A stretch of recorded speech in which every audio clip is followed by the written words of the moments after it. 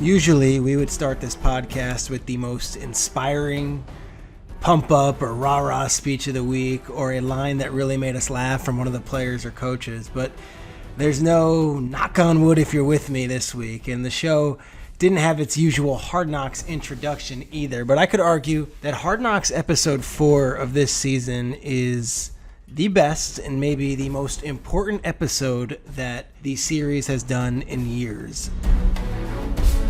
HBO and the NFL Films producers give us all access into the conversations, which led to monumental decisions and the reactions, raw and unscripted, following the horrific shooting of Jacob Blake. And all of it is on display in this week's 60 Minutes. Yes, the NFL season starts in less than 10 days, but football was the last thing on a lot of minds in NFL buildings across the league last week. Hard Knocks captured how the world's events played out in 2 different NFL buildings, and they did so with raw emotion and real storytelling. I'm Peter Schrager, and as I've done on this podcast for 2 Hard Knocks seasons, we're going to go through this week's episode. I'm going to provide you some insight from behind the scenes. We're going to have a guest, but I will say this, it was a different type of episode for Hard Knocks, and one that we have never seen before. And it captured all that is happening in what feels like a crucial turning point in American history. This week I'll be joined by a man who can speak firsthand about the inner workings of both the Hard Knocks teams this season. Former Chargers and Rams superstar safety Eric Weddle jumps on the podcast. Weddle's fantastic. He offers perspective on both clubs while also sharing what it was like to be in an NFL locker room, having conversations and open dialogue with men and women of all colors and creeds in moments that demand conversation.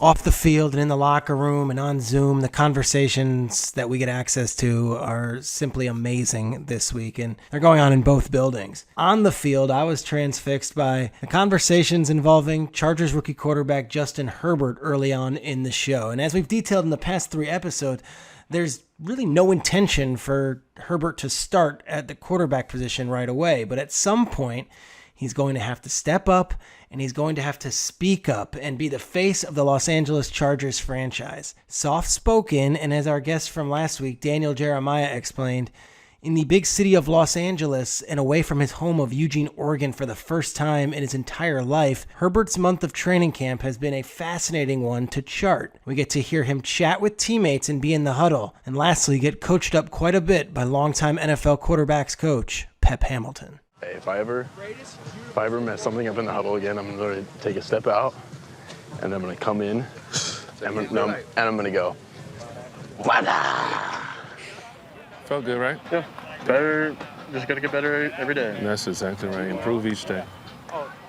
It's still like, it's just so much at first going through, like, sometimes it catches up to me. You can't teach experience, you know? Yeah. Yeah, you need those reps. We need to talk about it. We need to watch it. You need to go back and just replay it in your head in the hotel room. And then the next day, let's not make the same mistake twice, right? Right? You having fun? Oh, yeah. Awesome. Boatloads. I am too. I'm living the dream. Sunny California. Whereas the Chargers rookie, Justin Herbert, is figuring things out on the fly, we learn that the Rams have a rookie, wide receiver Van Jefferson, who is much further along in his progression. Now, I'd been hearing whispers from my sources on the Rams, whispering on this one, guys, some of whom have been guests on this very podcast, that Jefferson's been great in training camp. We see the second-round pick flash in this episode, and he hears the praise of his demanding head coach. Any of the rookies jumping out, Sean? Yeah, I've been really impressed with all these guys, but Van Jefferson has really done an excellent job these last few days. He's made a lot of plays. He's just got a natural feel for how to work edges on people, double people up, got good aggressive hands. So he's got all those traits and characteristics that you're looking for. That's all good and well. We love hearing Sean McVay pump up a player, but this show is not just a hype video. They'll bring you down. And as Liev Schreiber says it, hell, why do we have to say let's just have him say it. Liev, take it away. Jefferson's good, but in the NFL, he'll face the best. And around here, that means Jalen Ramsey. So the Rams try throwing a one-on-one pass to Van Jefferson in practice. And, of course, he's draped by Jalen Ramsey. And Ramsey doesn't stand for that. He intercepts it. He runs it back 70 yards. He then flips the ball at a lateral to Aaron Donald, who does a somersault in the end zone. The Rams defenders are perplexed with the decision to throw a football to a rookie with Jalen Ramsey draped all over him. They really be throwing that one-on-one to Van with Jalen. Like Van, they be saying Van gonna win that with Jalen like that. But I'm glad Hard Knocks gave us at least a little bit on Van Jefferson because I'm interested. And Van Jefferson's story is pretty cool. I could tell you the Rams weren't the only team who really liked him in the draft. And when he started slipping to the second round, I was surprised he went as far as he did. He started out at Ole Miss, where he was in the same wide receivers room as breakout rookies from last year, Seattle's DK Metcalf and Tennessee's A.J. Brown. But when Jefferson transferred to Florida, that's when he immediately became the go-to guy in the Gators offense and made a huge name for himself. He was recognized as one of the elite route-running receivers in all of college football. But he's not the biggest guy. He's about 6 foot, 6'1", and he's not the fastest guy. His place in the Rams offense really fascinates me because they already have 3 really good wide receivers: Robert Woods, Cooper Kupp, and Josh Reynolds, and those guys are solidified as the 1, 2, 3 on the depth chart. And yes, Van Jefferson's father, Sean, was a 13-year NFL wide receiver who is now currently the wide receivers coach of the New York Jets. But what's that mean come week 1 when the Cowboys come to play the Rams? For all the positive buzz, or hype as we really like to call it, that Van Jefferson is getting this summer, what's it going to mean come the start of the regular season? I don't know how the Rams plan on using him, and I don't know how good he's going to be. Just how big of a role Van Jefferson will play in the 2020 Rams offense, we're going to have to wait and see.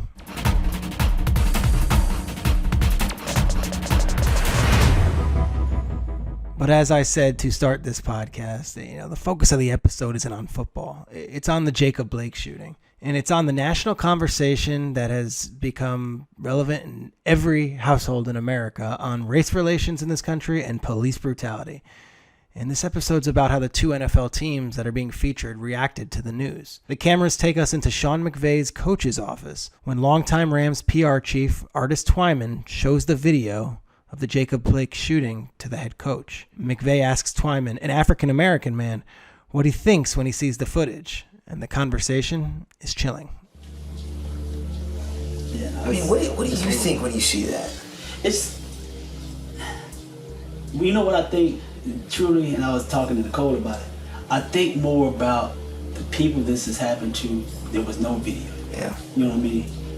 Yeah, that's a good Tons point. of people who probably were murdered or injured or wrongly accused or wrongly arrested, and there was just no video, and the cops just got away with it. Golly. You just feel helpless because it keeps happening. There's nothing you really, you know what I mean? What can you do to change it? Across town, Chargers head coach Anthony Lynn addressed his entire team, and you can hear frustration and pain in his words. I've been informed of kind of what's going on around the league with the NBA.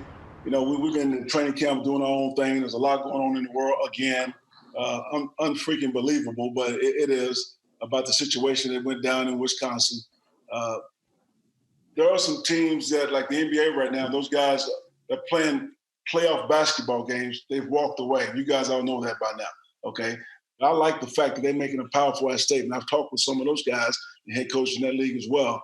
I got a phone call from some of you guys asking me about our practice tomorrow.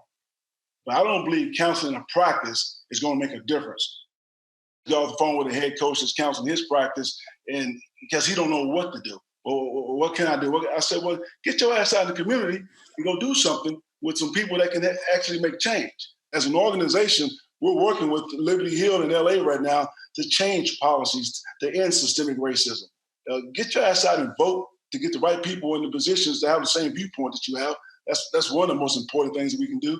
But I think the best way to honor, Jacob Blake, that got shot 7 times in the freaking back, which is unbelievable. But if you want to honor them, then let's talk about it to the media and express how we feel after we do our job. To me, that's the best way to honor them.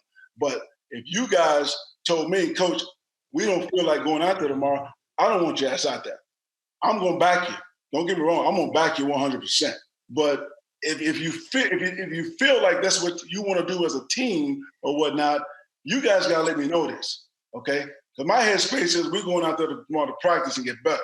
But I don't want anybody out there if they're not in the right frame of mind. It's not just the coaches. Rams wide receivers Robert Woods, an African-American man from Gardena, California, and Cooper Kupp, a white man from Yakima, Washington, have an open conversation on the practice field.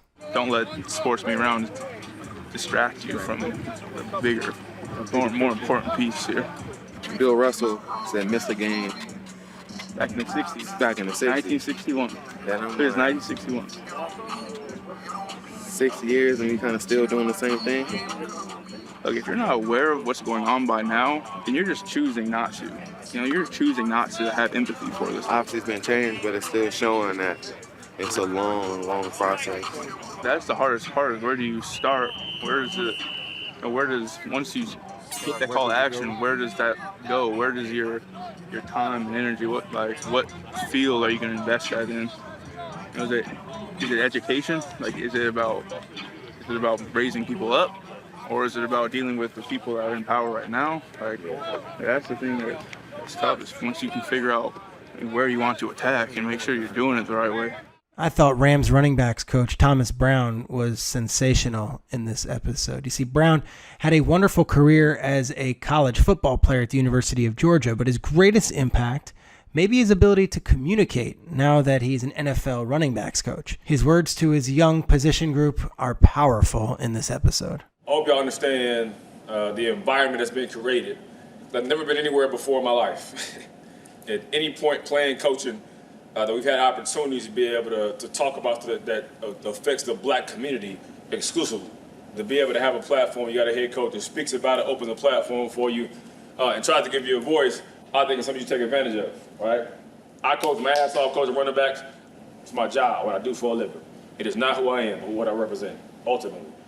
So I want you guys to have the same exact mindset. Again, we're gonna coach this shit up. We're gonna get better fucking playing football. But ultimately, when it comes to how you affect life, if you do nothing, nothing will change. Because it never has. If I ask you to name me a time throughout this country when racism didn't exist, you can't name one. And if we're not gonna be in the forefront of that, don't expect anybody else to. I don't care what they say.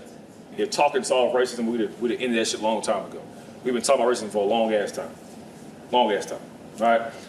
And what I hate to see and what irritates me is to continue to have the same stuff over and over again happen, right? We behind closed doors talk about shit, and then publicly you don't do a damn thing.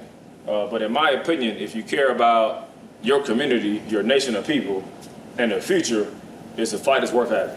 The coaches, the players, the general managers, they all sound enlightened, they sound open, and they sound motivated to make a difference one way or another. One guy who did that over the course of his entire 13-year NFL career is former Chargers and Rams safety Eric Weddle. Hey, man. It's always good to talk to my guy. Eric Weddle is a 6-time NFL Pro Bowler who played in the league for 13 seasons, 9 of which were with the then San Diego Chargers and 1, his last before retirement, with the Los Angeles Rams. Weddle went to 9 playoff games in his career with the Rams, Ravens, and Chargers, and only missed 7 games over the course of his 13 years in the league. I spoke to Eric about his involvement in social justice reform, the power of conversation in NFL locker rooms, and I picked his brain on working with and playing for Rams head coach Sean McVay. And lastly, I asked whether he, a few months removed from the playing field, ever gets the itch to return to the gridiron. It's like mid-February, this is pre-pandemic, and I get a text across my phone saying Eric Weddle's hanging him up. But I knew that you had football left. I know the Rams loved what you were doing with them, and I know several teams would always have a spot on the roster for them. This was your choice to retire, and here we are going into, now we're within 10 days of the start of the regular season. You're still retired. What's it been like? And really, is that the decision as we stand here with, I'm sure, a lot of teams calling to Eric Weddle saying, hey, still interested or what? Yeah, it's I've always told myself that you're not You're not going to be one of those guys that hang on too long, right? That was never going to be me. So, and I always had a mindset that I was going to go out the way I wanted to go out. No press conference, no, all this stuff about me and reliving all this stuff and thanking everybody for 30 minutes. Like, that's just not my personality. Like, I gave it all in LA, man. I loved every second of it. I still wanted to play. I still had the desire after I got released in Baltimore, and I knew I could still play. And that gave me that fulfillment, right? Like, that I could leave the game on a note where I left it all out there, and I still had that desire to play. And then, February came around, and I was just waiting around. I'm like, why am I waiting? I talked to Sean and, talked about what we want to do. And I basically told him, that, if we could, if something's in the future, but I'm not going to be a backup and a role player, like, that's just not me. I respect those guys, but look, it would be hard to just step back and watch and then do a specific role. So, instead of wasting time, I decided this is what I want to do. And I haven't looked back. I miss the guys. I don't miss football. I don't miss practices. I don't miss the grind. I don't miss the pain every single second. I mean, I still have pain, but it's not as much when you don't have to practice and hit and do all the stuff that you have to get ready for a season. So, and I'm pumped to just support the guys that I'm close with around the league and the coaches and see how the season's going to unfold. You're 34 years old. McVay was 33 years old when he was the head coach. And I think this is a dynamic that a lot of people are fascinated by. And some people are watching Hard Knocks and seeing McVay for the first time really unmasked a little bit more all access. It's not just the Gruden light that everyone thought, he sounded like. It's now, here's this guy, he's got a real personality, but he can also inspire guys who are not only younger than him, but also coaches who are older than him and players. In your case, also a guy like Andrew Whitworth. What was it like playing for Sean McVay? And for the listeners who are just really getting to know him on Hard Knocks, what are they seeing that you knew all along? Well, yeah, I mean, the first time I met him, I mean, I only saw him on TV and after games on when he would be speaking to the media. And then I tripped out there and we talked and watched film and hung out for like 4 hours. And it was like we had known each other for years. And it was just, he has a unique way of captivating an audience with being real and honest, and also being able to respect everyone's opinions and respect who you are as an NFL football player. Like, I think what gets lost at times is coaches look at you as a player and they think they forget how hard it is to get to this level. Not only get there, but to be a player, to be one of the tops at your position. And he understands that and appreciates it, and really was always willing to listen and learn, right? He always said when we would talk, like during the season, we'd be the last ones in the building at 8, 9 o'clock at night, sitting in his office watching film and still grinding and still just talking football and still pushing each other on ideas and philosophies and things that could help our ball club. And when you have a head coach that has humility and willing to listen, but also be able to put his foot down when he feels strongly enough about what he feels the team needs to do or be, then the guys can respect that. So I love my year with him. I'm still very close to him. We talk a lot, and he gave me one last chance to live out my dream, and I'll always be grateful for that. That's awesome. Jalen Ramsey's getting a lot of play on this Hard Knocks season. We're seeing a lot of him. You spent, I guess, what was it, 10 games? You played with a lot of great cornerbacks in your day with the Chargers, of course, with the Ravens and with the Rams. Jalen Ramsey, what kind of guy and what kind of player is he? Yeah, I mean, it was just I put it like this, a pleasant surprise getting to know Jalen, getting to know who he was, his personality, what makes him tick, how much he jokes, he laughs, his work ethic, right? His confidence. But his confidence is what you want in a corner, right? You want your corner to think he's the best. He's going to strap everyone out. And then that exudes through your entire defense when your guy that is out there playing his tail off thinks he's going to lock down anybody who's across from him, right? And how much he loves his kids. And it's just all you saw was the trash talker for his interviews. But once you got to know him and really build a relationship and really start working, man, he's one of the most down, for real, honest.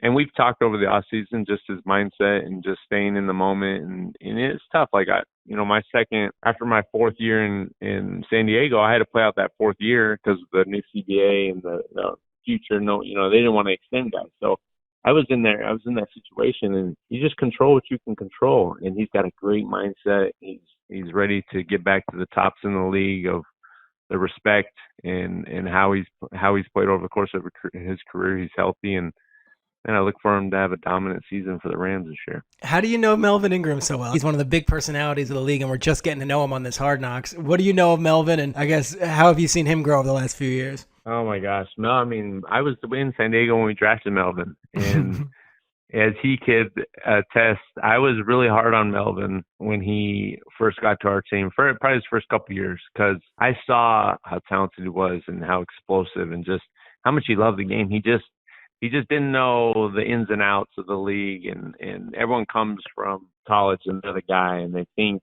what they're doing is enough. Well, it isn't, and you got to take it to a whole nother level. And to see him grow and mature and take his game on the field and off the field to another level and see him flourish has been just such a joy for me.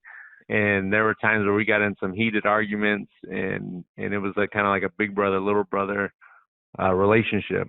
But I saw it, and then when I left, and he's one of my guys that I look at that is a real friend, a true friend, not only a teammate but a guy who I call family. And those are the relationships that I cherish so much, because when I left, he's one of the few guys that still to this day, like, we still talk and we still text and we still get together, and that's meaningful to me. And seeing how his career has gone is just it's just a proud moment for me, being where he started and having a little hand in it, trying to push him to greatness. And he's still got a lot of years left, man. I'm excited to see how the season ends up and where he goes from here. Yeah, and he's been a breakout star on this television show, but those who are in the Chargers organization and guys who have played with him like yourself have been saying, no, Melvin's been that guy for years. So it's cool to see him get a little bit of shine on this thing. During this week, this episode, like, we get real all access and we get inside the conversations had on a topic I know that is very close to your heart, the social justice fight. And as a white player in the NFL, a lot of times it felt like, you were one of these leading voices of team unity and standing up for what you believe in and having a voice and using the platform. I found this week to be amazing. I haven't heard you make any public comments on what you saw in professional NBA, what they did and how the NFL has soon followed. But I know you've always been someone who walks the walk and not just talks the talk. What was your takeaway from all this and really how these teams handled it? Yeah, I mean, this is obviously a trying time for everybody in this country. And we're in a unique position because, we're part of a team, and when you're a part of a team, you don't really look at each other as white or black, brown, where you come from, what religion you are. The ultimate goal is to become a team and to work towards that. And by doing that, you become close with guys that you never would become close with, right? You never.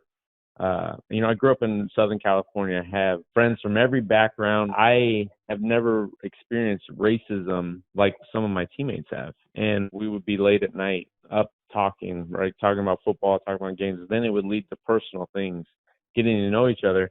And to hear these stories and experiences that my teammates have had growing up, it just broke my heart, right? And it really touched me in ways that wouldn't have happened if I never was a part of a team, or if I wasn't ever willing to get to know my teammates on a personal level, and them humbling themselves and trusting me that they could express themselves to me. So, when all this has gone down, obviously there's been issues in this country for a long time that need to be addressed and need to be changed, right? And at the end of the day, it's right is right and wrong is wrong. And it's easy for me to go and support my teammates or support Americans, black, white, or indifferent, of things that are going on in this country that aren't right. And when you have that confidence and understand that, it's easy to make those decisions. So I think in this point, I think guys are understanding that they have a voice.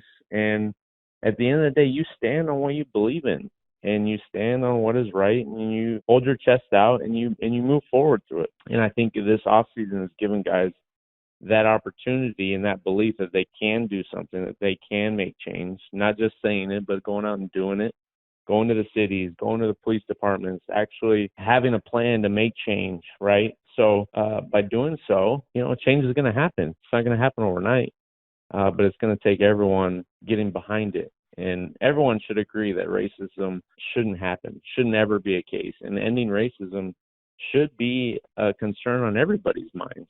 doesn't matter what background you are, what race or religion, it shouldn't happen. You shouldn't be looked at differently because of what you look like or what you believe in. So it's a crazy time. And I hope that this time in our country, that this will be a bridge that brings us all together in time and makes it a better country. That's all you can hope for. I'm not a negative person.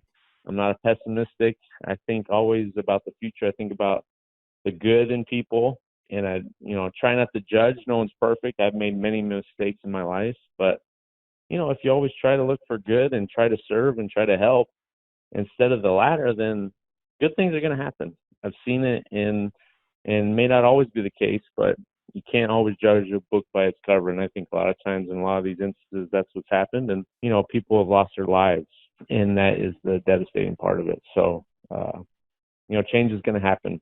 Slow steps, but over time it's going to happen. We just got to keep believing and keep the heart full and not get distracted from that. Right on.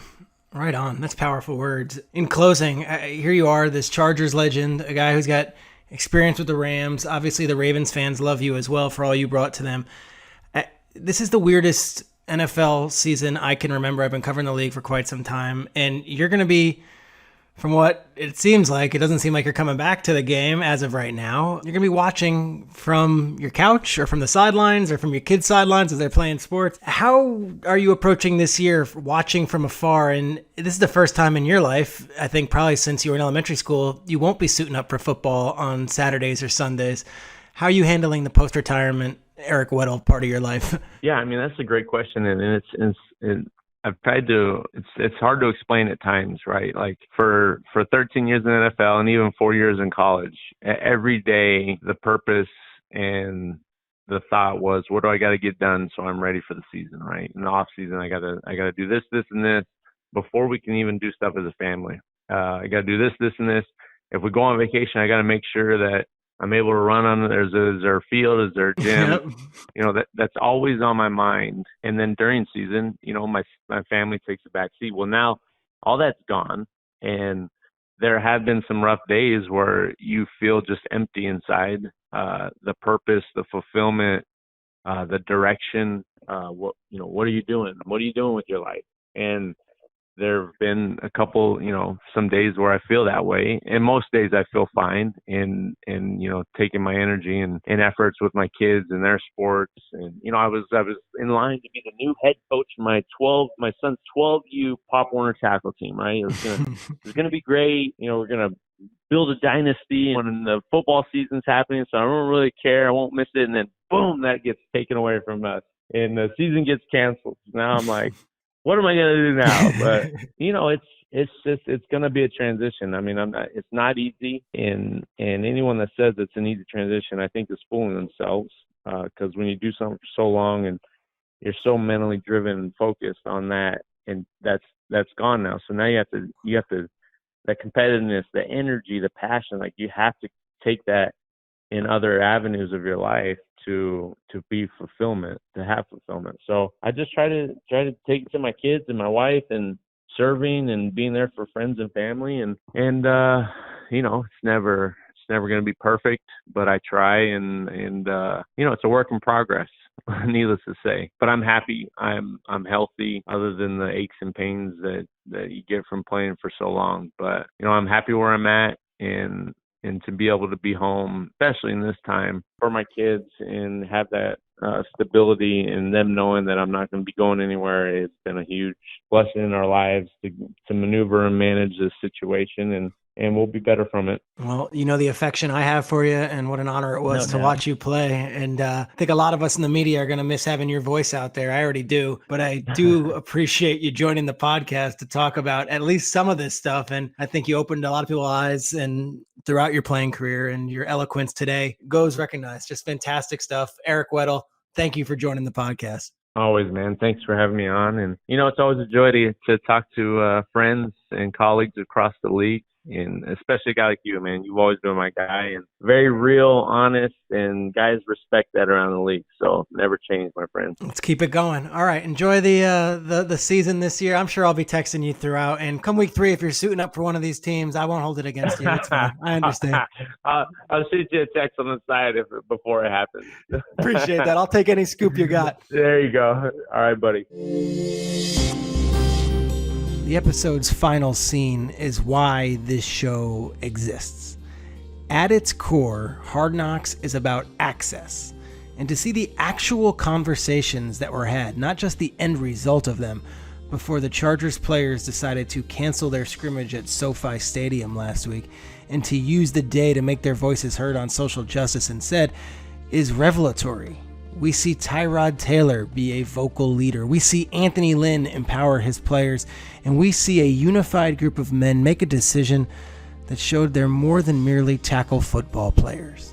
It's an incredibly moving ending to an impactful hour, met with a beautiful song, Rise Up by Andra Day. The NFL's regular season is less than 10 days away, but the actual X's and O's and the player cuts and the funny jokes and the pranks and the ending credits scene, they took a back seat in episode 4 of Hard Knocks Los Angeles, and rightfully so. In the closing credits of this week's episode, there are no outtakes, but rather a list of the foundations and causes that the two teams support. Those groups and the websites that accompany them are as follows: the Brotherhood Crusade, brotherhoodcrusade.org; Liberty Hill Foundation, libertyhill.org; the LA Promise Fund, lapromisefund.org; A Place Called Home, which is apch.org; Anti-Recidivism Coalition, which is antirecidivism.org; Community Justice Exchange, which is communityjusticeexchange.org; and RISE, which is risetowin.org.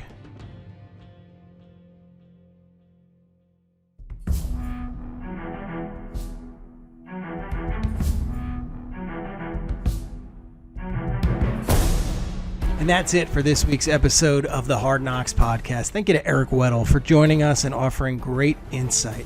This show is produced by HBO Sports and NFL Media. Make sure you check out the Hard Knocks Instagram page at Hard Knocks HBO for exclusive clips from the Rams and Chargers training camps all week long. For more Hard Knocks action, go to NFL.com, where NFL Network's Dan Hanzus provides in-depth recaps for every episode of the show.